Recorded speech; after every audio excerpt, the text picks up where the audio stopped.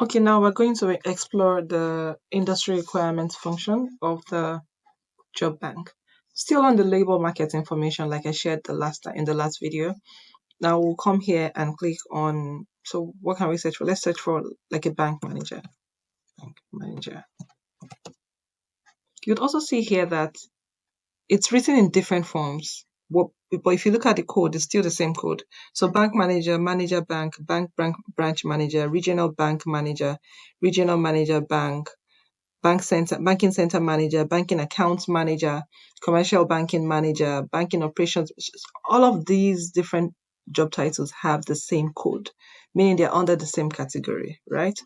So we're just gonna pick any one of these functions. So let's like pick a bank branch manager, and let's say Turin. Still, like it's a popular city, so let's choose that. Um, okay, so let's to check for the requirements within an industry. When you find yourself on this page, just like we did in the other video on the description and the trend, just look at all of this information, the description. You can click on learn more to do that. But because this particular video is about requirements, let's click on requirements. And then we would go to employment requirements. Now, so it says that you need a university degree or a college diploma in business administration, commerce, economics, or a related field. Yeah, a related field. A master's degree in business administration may be required. May be required. That's may, meaning it's not always required for the management of large commercial loans. If it's that's the kind of portfolio. A recognized financial designation may please note the use of those words may also be required. That's a CFA, CFP, CIM. Completion of company or other management training programs, which would be internally, right? Meaning you should be already employed within the organization before that's a requirement. So you probably shouldn't bother yourself about that at this point because you're still trying to get that opportunity, right?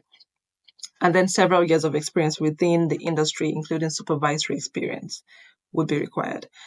That's something that a lot of skilled newcomers come to Canada with already. For you to be able to qualify to come to Canada as a skilled newcomer, you must have had some years of experience.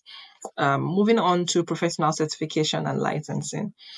In Ontario, if this occupation is regulated, you may need to get professional license from a regulatory authority before you can start working. Licensing can be compulsory or voluntary, depending on the occupation. So to find out if this occupation is regulated, you need to find out, and then you need to contact the regulatory authority to learn about the province.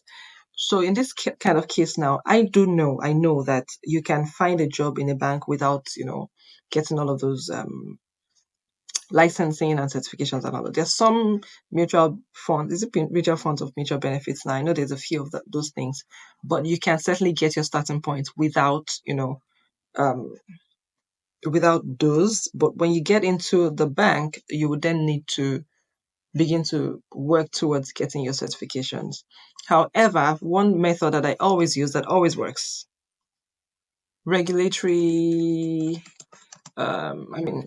licensing, just search for licensing requirements for bank managers in Ontario. Voila. Okay. Still the job back. Let's see. What do we have? Okay, some of these things. Let's see. Still the job bank. So let's go back. Who's that? Go back. This is what I typically do. It's just financial, yes, Canadian Securities Institute. So because I also had financial services experience, I explored getting back into the financial services industry, and this was one of the the bodies that I got referred to check out. So this is where you want to be checking.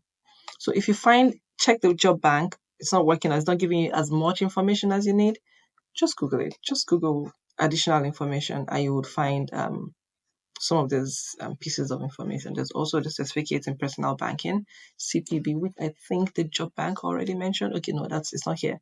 but a few others, right? I just wanted to mention that to you. Let's see if we can explore one more.